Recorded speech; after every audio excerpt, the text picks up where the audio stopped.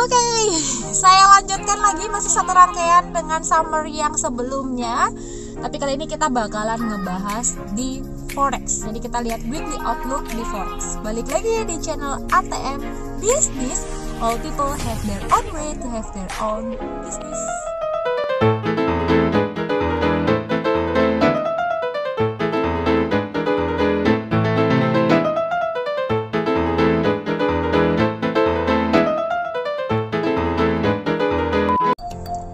Oke, kita langsung aja, nggak berlama-lama, langsung masuk ke pembahasannya ya. Karena ini cuman ringkasan aja. Seminggu ini kita bakalan mengalami pergerakan yang signifikan di jam news apa saja. Dan ini harus di markup karena news, kalau trading news itu ngeri banget ya kan. Bisa volatilitasnya tinggi, bisa ada spike gitu kan. Habis menjulang ke atas langsung dibanting ke bawah atau sebaliknya, ngeri. Saya langsung aja bacakan catatan saya. Yang pertama di Euro USD. Euro USD itu resistennya ada di kisaran 0,986 dan juga 1,005. Kemudian untuk nilai supportnya itu based on daily graphic ya, di kisaran 0,953 dan support 2-nya ada di 0,923. Kisaran itu. Rekan-rekan signal seekers bisa garis-garis sendiri ya. Kemudian ya sebenarnya sama ya, karena adanya kekhawatiran resesi yang menyebabkan USD itu meningkat, dan juga adanya kekhawatiran tentang kondisi ekonomi negara-negara Euro yang cukup signifikan penurunannya ya. Itu juga berpeluang untuk menekan nilai Euro USD di awal pekan ya khususnya ya. Oke, kita lihat rilis data zona euro untuk pekan ini. Besok ya, di hari Selasa jam 16.00 waktu Indonesia Barat akan ada data Easy and German ZEY Economic Sentiment. Ini cukup jarang ya.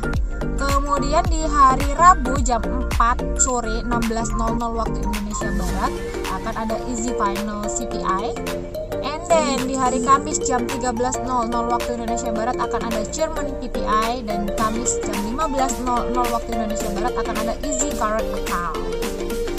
Berlanjut ke pound sterling USD, ini pair sejuta umat. Suka banget sama pound sterling, euro itu suka banget. Di resisten satunya ada di 1,15an, di resisten 2-nya ada di 1,172. Kemudian di supportnya ada di 1,09 dan support 2-nya ada di 1,06.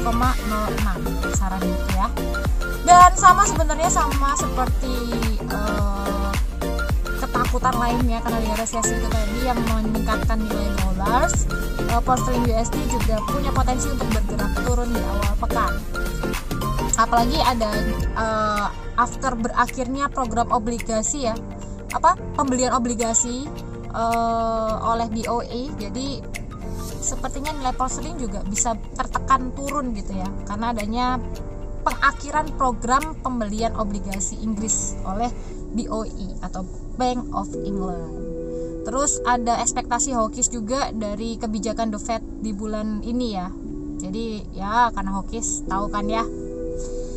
And then kita lihat ini yang jadi penggerak utama, ini fokus utama untuk pas minggu ini ada CPI ya. CPI ini hari Rabu besok. Jadi di hari Rabu besok di jam 13.00 waktu Indonesia Barat akan ada UK CPI. Kemudian di jam 15.30 waktu Indonesia Baratnya di hari yang sama akan ada UK HPI.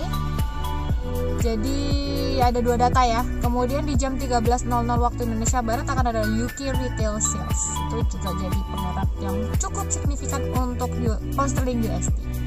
Kemudian untuk forex satu lagi, kira-kira berapa ya enaknya? Ada lagi ya, mata uang utama ya. Untuk USD JPY dulu nih. USD JPY resistennya ada di kisaran 149 dan resisten 2-nya di kisaran 152. Untuk supportnya ada di kisaran 143,5 lah ya, dan 140 setengahan. Dan USD JPY ini punya peluang yang berkebalikan dengan yang tadi karena USD di belakang itu punya peluang naik di awal pekan ini ya, karena itu tadi peningkatan dolar Amerika Serikat dan juga adanya tanda-tanda akan adanya intervensi nih dari Bank of Japan. Kalau ada intervensi berarti penggerakannya cukup meningkat ya. kita lihat di beberapa news yang akan berlangsung untuk menjadi penggeraknya USD/JPY. Di hari ini nanti jam 11.30 itu ada Japan Revised Industrial Production, ada data itu. Kemudian besok Kamis jam 6.50 waktu Indonesia Barat pagi ada Japan Trade Balance, dan juga di jam 6.30-nya itu di hari Jumatnya, itu di hari Kamis ya Japan Trade Balance. Di hari Jumatnya, belibet banget. Di hari Jumatnya ada Japan National Core CPI. Patut diwaspadai untuk pergerakan USD/JPY. Kemudian untuk pergerakan Australia Dollars atau AUD/USD itu berpeluang masih dibebani ya oleh turunnya harga-harga komoditas logam biji besi dan juga tembaga. Jadi kita tahu bahwa terjadi traffic cukup tinggi untuk biji besi dan tembaga ke Australia, dan hal ini bisa menyebabkan turunnya turunnya komoditas logam tersebut ya, otomatis ya menyebabkan turunnya Australia Dollars gitu ya. Kemudian ada juga sebentar, ini nanti kayaknya di minggu ini ada perilisan notula rapatnya RBA ya, itu bisa jadi penggeraknya Australia. Sebentar, itu hari Selasa besok jam 7.30 waktu Indonesia Barat akan ada RBA Monetary Policy Meeting Minutes. Jadi kalau hasilnya keluar akan jadi penggerak yang luar biasa untuk Australia Dollars. Kemudian di hari Selasa, hari yang sama di jam 9-nya, jam 9.00 WIB akan ada China GDP, China Gross Domestic Product. Sama apa ini? Oh, dari retail sales juga. Ini tulisannya kecil-kecil, mata saya mulai berbayang-bayang. Gitu ya. Di hari Selasa jam 9.00 ada China GDP and Retail Sales, jadi ada pergerakan juga untuk Australia Dollar. Kemudian di hari Kamis jam 7.30 ada dua data Australia yang akan dirilis, yaitu Employment Change sama Australia Unemployment Rate. Kalau resistennya ada di kisaran 0,655 dan juga 0,677, supportnya ada di 0,616 dan 0,580. Tuh teman-teman para signal-signal bisa ambil peluang untuk Australia Dollar di jam-jam kemudian. Dan terakhir ya untuk USD Kanada itu ya masih sama sih, ada sentimen dolar Amerika Serikat. Menurut saya dia menopang penguatan USD Kanada di awal pekan ini. Kemudian yang harus dilihat untuk ini resistennya dulu, tunggu. Resistennya untuk USD CAD yang terdekat ada di 1,40, kemudian ada di 1,43 tujuan besaran itu. Untuk supportnya ada di 1,346 dan juga di 1,319. Itu bisa dijadikan acuan untuk kembalikan harga. Kemudian rilis data ekonomi Kanada yang bisa jadi penggerak untuk pergerakan USD CAD.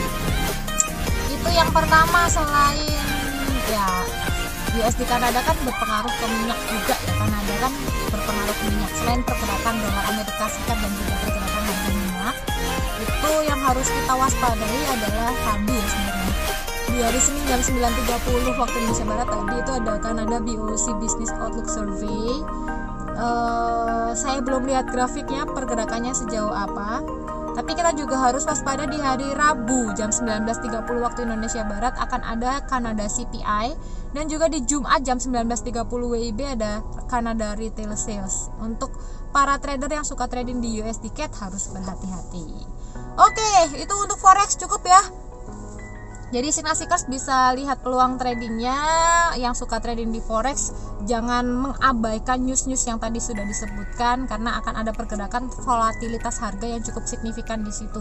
Dan juga selalu hati-hati sama spike-spike, sama grafik-grafik yang cuman testing atau karena pergerakan news ada pembalikan yang luar biasa, itu harus hati-hati. Jadi selalu pakai money management yang baik ya. Itu tadi data-data yang akan dirilis minggu ini untuk forex. Akhirnya signal seekers semuanya bisa tetap dalam kondisi senang, baik dalam profit maupun non profit. Saya Gian Kristi dari ATM Business. We'll be back in the next video terakhir yang akan saya bahas indeks ya, 2 indeks aja cukup. Sampai ketemu lagi di next video. All people have their own way to have their own business. Bye.